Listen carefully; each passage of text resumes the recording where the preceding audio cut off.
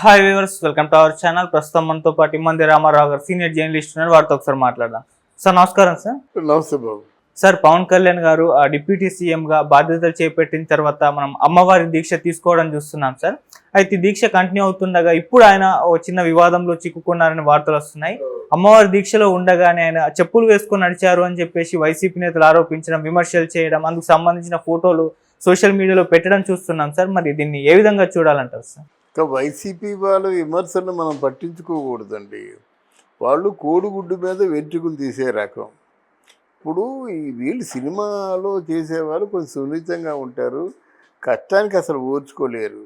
ఇప్పుడు కీచురాళ్ళు ఉంటాయి, ఏవో గులకరాళ్ళు ఉంటాయి, ఏవో ఉంటాయి, అన్నిటి మీద నడిచి వెళ్ళిపోవాల్సిన అవసరం లేదు. అమ్మవారి దగ్గరికి వెళ్ళటం లేదు కదా చెప్పులు వేసుకొని. దాన్ని పెద్ద భూతత్వంలో చూపించి ఏదో ఆయన నేరం చేశాడు అని అనుకోవడం మాత్రం అది కేవలం ప్రతిదానికి నిందయుడేనా, ప్రతిదానికి బురద జల్లడమేనా? ఇలా బురద జల్లి జల్లి జల్లి మీరు బురదలో కూరుకుపోయారు, మళ్ళీ లేవలేకపోతున్నారు, లేవలేరు మీరు. పవన్ కళ్యాణ్ అంటే ఆయనకి ఒక్కసారి ఊహించని విజయం వచ్చేసరికి ఆయన తనను తాను తెలుసుకున్నాడు, ఆ మాటలు చెప్పాడు కూడా. ఎందుకంటే ఇదంతా నాది కాదు, భగవంతుని కృప, ఆ వారాహి మాత దయ అని అనుకున్నాడు, తన మనసులో కలిగింది. తప్పులేదు కదా.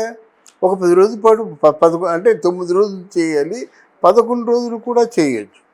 ఆ 11 రోజుల పాటు దీక్షలో ఉంటే తప్పే ఉంది. కొంచెం ఆహార నియమాలు పాటిస్తాడు. అంటే ఇక్కడ పళ్ళు కానీ పాలు కానీ ఆ లిక్విడ్ ఫుడ్డే తప్ప సాలిడ్గా ఫుడ్ తినకూడదు. దాంతో ఈ 10 రోజుల్లో కొన్ని అద్భుతాలు జరుగుతాయన్నమాట. ఏమవుతుందంటే ఆయనకి మీకు ఉపవాస దీక్షలో ఉంటే వాసము అంటే అమ్మవారి ఉపవాసం అంటే అంటే ఇక్కడ వారాహి అమ్మవారు అంటే లలిత సహస్రనామాల్లో వారాహి అమ్మవారి పేరు ఒకటి ఉంది. ఆ వారాహి అమ్మవారి నైజం ఏమిటంటే రక్తపాతం బయటికి కనిపించకుండా చూస్తుందన్నమాట, దారుణాలు జరగకుండా అరికడుతుంది, శాంతి కాముక ఆవిడ అనే అర్థం ఉందన్నమాట. ఇప్పుడు ఆవిడ శాంతి కాముకని మనం ఆలంబనగా తీసుకొని ఆవిడ గురించే ఆలోచిస్తుంటే ఆవిడ నీకు కొన్ని సలహాలు ఇస్తుంది. ఏవో అండ్ సలహాలు అంటే మనిషిగా వచ్చి చెప్పడం కాదు, నీ ఆలోచనల్లోనే మార్పు వస్తుంది, నీకు తెలియని కొత్త ఆలోచనలు వస్తాయి, కొత్త సందేశాలు నీకు వినిపిస్తాయి. అది భక్తిపరుడికి తెలుస్తుందన్నమాట. దాన్ని కూడా వేలాకొలం చేయడం ఏంటి? ఉపవాసంలో ఉంటామంటే ఎందుకు ఉంటామండి? తదేక దీక్షతో ఇప్పుడు ఆంజనేయ స్వామికి ఉపవాసం ఉంటారు. తదేక దీక్షతో ఆంజనేయ స్వామి తాలూకు శక్తిని తలుచుకుంటూ, ఆయన చేసిన మంచి పనులు తలుచుకుంటూ, ఆయన రామాయణంలో ఏ సమయంలో ఏ విధంగా ఉపయోగపడి మంచి చేశాడో ఇవన్నీ తలుచుకుంటూ మనం దీక్ష చేస్తాం. ఆ చేసినందుకు గాను మనకు వస్తుంది, మనకి అంతకుముందు పిరిగితనం ఉన్నది, ధైర్యం వస్తుంది. అంతమంది శక్తి లేనిది ఇప్పుడు శక్తి వస్తుంది. అంతకుముందు 4 అడుగులు వేయలేము. ఆ దీక్ష తర్వాత మీ ఇష్టం అంటే అలిసిపోయి కూర్చునే పరిస్థితి రాదు నిజంగా దీక్ష చేసినట్టయితే. అలాగే వారాహి అమ్మవారి దీక్ష కూడా ఆయన నమ్మి చేస్తున్నాడు కనుక అది ప్రత్యేకించి వేలెత్తి చూపించి చెప్పల్సే ఉంది. చెప్పల్సు తిరగాలి కదా, దీక్షలు తిరగాలి కదా. ఏ గాజు పెంకో గుచ్చుకుందండి, మనిషి ఉపయోగపడే మనిషే కదా. ఏ కీచురాల్లో గుచ్చుకున్నాయి, జీవితాంతం ఏమైపోతారు? ఎవరినైనా నడవమని చెప్పండి అలాగే. అందువలన అది పెద్ద నేరం కాదు, అది మన వీడియో వైరల్ చేసేటంత నేరం కాదు. మరి ఆయనతో పాటు నువ్వు ఉపవాసం ఉండు. సార్, ఇటువంటి కామెంట్స్ వైసీపీ వాళ్ళు చేయడం కొత్త ఏమి కాదు సార్. అంతకుముందు వాళ్ళ అధికారంలో ఉన్నప్పుడే అయోధ్య రామ మందిరం ప్రారంభోత్సవానికి చంద్రబాబు నాయుడు గారు వెళ్ళినప్పుడు ఆ ప్రాంగణంలోకి ఆయన చెప్పులు వేసుకొని వెళ్ళారని చెప్పేసి కూడా అప్పుడు విమర్శలు చేశారు. అది గ్రాఫిక్స్ అని చెప్పేసి కొంతమంది, వీళ్ళేమో విమర్శలు అయితే ఆపడం. ఎందుకు ఇటువంటి విమర్శలు వీళ్ళు చేయడం చూస్తున్నాం? అంటే రామ మందిరం వేరు, రామ మందిర ప్రాంగణం వేరు. ఆ ప్రాంగణంలో చెప్పులతో కనిపించారు. తర్వాత చెప్పులు ఎవరికో అప్పచెప్పి వెళ్తారు, మామూలుగా చెప్పులు లేకుండా వెళ్తారు ఎవరైనా సరే. ఆ ప్రాంగణంలో చెప్పుంటే ఏమవుతుంది? ఇప్పుడు శ్రీశైలం ఉంది, చాలా పెద్ద ప్రాంగణం, ఆ ఒడ్డున ఎక్కడో వాళ్ళు ఉంటారు, ఆ చెప్పుల్ని జాగ్రత్తగా చూసేవాళ్ళు. మరి అక్కడికి వెళ్ళి ఆ ప్రాంగణంలో ఒక మూల ఎక్కడో చెప్పులు స్టాండ్ ఉంటుంది, అక్కడ పెట్టేస్తే తప్పే ఉంది.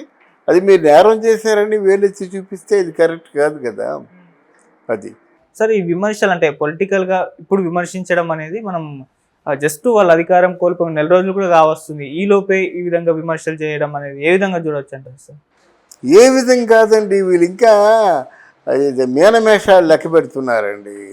ఇప్పుడు కొడాలి నాన్నలాంటిడేమో వాడు వచ్చి చంద్రబాబు అన్నాడండి, ఒక ముఖ్యమంత్రి నా మాట అన్న తర్వాత మళ్ళీ మీనమేషాలు లెక్క పెడతారా? సిగ్గు లేకపోతే సరి. ఒక ముఖ్యమంత్రిని వాడు వచ్చి నాకేమైనా చేస్తాడా అని 100 బూతులు మాట్లాడుతుంటే వీళ్ళు ఏం చేస్తున్నారు? ఇంకానా ఆలోచిస్తున్నారా? ఇలాగ ఆలోచిస్తున్నారే కాబట్టి మిమ్మల్ని అంతా హీనంగా చూశారు. అది కరెక్ట్ కాదు. మీరు దారుణంగా వెళ్ళి అటాక్ ఇవ్వమని చెప్పడం లేదు. ఎవడు చట్టాన్ని ఉల్లంఘించాడో వాడు శిక్ష తప్పదు. వాడిని చూసి ఇంకోటి భయపడతాడు. ముందు ఇలా కూసే వాళ్ళు అరికట్టినట్టయితే వాళ్ళని చూసి ఇంకోటి భయపడతాడు, మాట్లాడు. ఇప్పుడు మళ్ళీ మొదలెట్టారు కదా, ఆ రోజా మొదలెట్టింది, కొడాలి నాని మొదలెట్టాడు, అంబటి రాంబాబు మొదలెట్టాడు.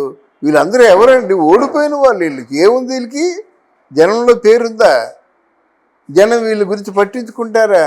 ఆ మీడియా వస్తుంది కనుక, లేకపోతే ఆయన మీడియా పెట్టుకొని ఆ మీడియాలో నోటుకొచ్చిన మాట్లాడతారా? నన్నేమో మరి వస్తే తాట చేస్తా అని చెప్పింది కదా. వంగలపూడి అనేది ఏం చేస్తుంది? ఇంకా మీనమేషాలు లెక్క పెట్టుకుని కూర్చుంటే పుంజికాలం గడిచిపోద్ది. అది వాళ్ళు ఆలోచించుకోవాలి. తెలుగుదేశం పార్టీ వాళ్ళు మీరు చట్టాన్ని వ్యతిరేకించవద్దు, చట్టపరంగా తీసుకోవలసినటువంటి జాగ్రత్తలు తీసుకోండి, ఇవ్వవలసిన హెచ్చరికలు ఇవ్వండి. సమాజాన్ని కొంచెం శాంతి భద్రతల కోసమే ఈ హోంశాఖ ఉండేది. ఆ రెండూ లేకుండా చేస్తే మీరెందుకు దండగా? ఈ వీడియో వాళ్ళు చూసినా మనకు భయం లేదు. శాంతి భద్రతల కోసమే ఉన్నటువంటి హోంశాఖ అసలు శాంతి భద్రతలు లేకుండా అంతమంది కంటే ఎక్కువైపోయి నోటుకొచ్చిన బండబూతులు మాట్లాడుతుంటే అందులోనే ఒక ముఖ్యమంత్రిని, అది టూ మచ్ మాట. సార్ ఇప్పుడు అంటే అమ్మవారి దీక్షలో ఉన్న పవన్ కళ్యాణ్ గారు చెప్పులు వేసుకున్నారని చెప్పేసి వస్తున్న ఈ ఆరోపణల పైన లేకుంటే ఈ విమర్శల పైన కానివ్వండి, పవన్ కళ్యాణ్ గారు కానివ్వండి, లేకుంటే పవన్ కళ్యాణ్ గారి తరపున జనసేన వాళ్ళు కానివ్వండి స్పందించే అవకాశం ఉందా సార్? స్పందించారండి. దీనికి ఎవరు మనం కూడా స్పందించకూడదు, ఎందుకంటే స్పందించవలసిన విషయం కాదు కదా. వాళ్ళకున్న ప్రాక్టికల్ ప్రాబ్లమ్స్ వాళ్ళకు ఉంటాయి. మీరు ఇప్పుడు వారాహి అమ్మవారి తాలూకు రథం చేసుకుంటుండగా చెప్పులతో కూర్చున్నట్టయితే ఆ సన్నిధానంలో అభిషేకాలు జరుగుతుండగా చెప్పులతో కూర్చుంటే అప్పుడు చూపించండి, లెంపలు వేసుకుంటారు. అంతేగాని ఏదో చెప్పులు కనిపించాయని చెప్పేసి ఇదిగో ఈ తప్పు అని చెప్తే ఎలాగవుద్ది? అది ఎంత మాత్రం క్షమించకూడదు వాళ్ళు. సార్ వస్తున్న విమర్శలకి సమాధానం చెప్పకుంటే మళ్ళీ ఆ విమర్శలు ఆగకుండా ఇంకా ఎక్కువ అయ్యే అవకాశం అయితే ఉంటుంది. ఏదో క్లారిటీ అయితే ఇవ్వాలి అని కూడా కొంతమంది అభిప్రాయం. ఇప్పుడు మనం ఇస్తున్నాం కదండి క్లారిటీ. ఇప్పుడు విశ్లేషకులే ఇస్తారు, నిజాయితీ గల విశ్లేషకులు. అంటే ప్రతి దాన్ని పట్టించుకుంటే ఎలాగవుద్ది? ఆయన సపోజ్ చెప్పుల గురించి ఆయన మాట్లాడాడు అనుకోండి, వీళ్ళే అంటారు చెప్పుల గురించి మాట్లాడడం తప్ప నీకేం సబ్జెక్ట్ లేదురా, నువ్వు చేయవలసిన పనులు ఏమి లేవా, నువ్వు చెప్పవలసిన అంశాలు ఏమి లేవా, నువ్వెమ్మల్ని వీళ్ళే అంటారు. ఇది రాజకీయం ఏంటంటే బోడిగుండికి మోకాలికి ముడి పెడతారన్నమాట, అదే రాజకీయం. కనుక దానికి అవకాశం ఇవ్వకుండా ఉండాలి. పవన్ కళ్యాణ్ ఇప్పుడు మొన్నటి వరకు మనం చెప్పాం కదా, అదేంటది గెలిచిన తర్వాత తిన్న ఫలితాలు వచ్చి గెలిచిన తర్వాత ఇన్నాళ్ళు పిఠాపురం వెళ్ళకుండా ఉంటే ఎలాగని చెప్పాం కదా, మనం చెప్తాము. వెంటనే వాళ్ళు స్పందించి 29వ తారీఖున నేను పిఠాపురం వస్తాను, మీ ఏర్పాట్లు మీరు చేసుకోండి అని చెప్పాడు. వెళ్తున్నాడు. వెళ్ళే ముందు చంద్రబాబు నాయుడుతో మొత్తం ఈ ఎకనామిక్స్ విషయాలన్నీ మాట్లాడతాడు. ఇదిగో పిఠాపురానికి ఇంత ఒక 3,000 కోట్ల రూపాయలు మన ప్రభుత్వం శాంక్షన్ చేసిందని ఒక మంచి వార్తతో వెళ్తాడు. Okay, there and see matter అంతే. ఇప్పుడు మన ఈరోజు ప్రజల్లో కొంచెం మార్పు వచ్చిందండి. మాటలను ఎవరూ వినటం లేదు, కార్యాచరణే చూస్తున్నారు. నీలో కార్యాచరణ ఉందా? Hats off. లేదా పక్క తొలుగుపో. చూడండి ఎంత మార్పు వస్తుంది ముందు.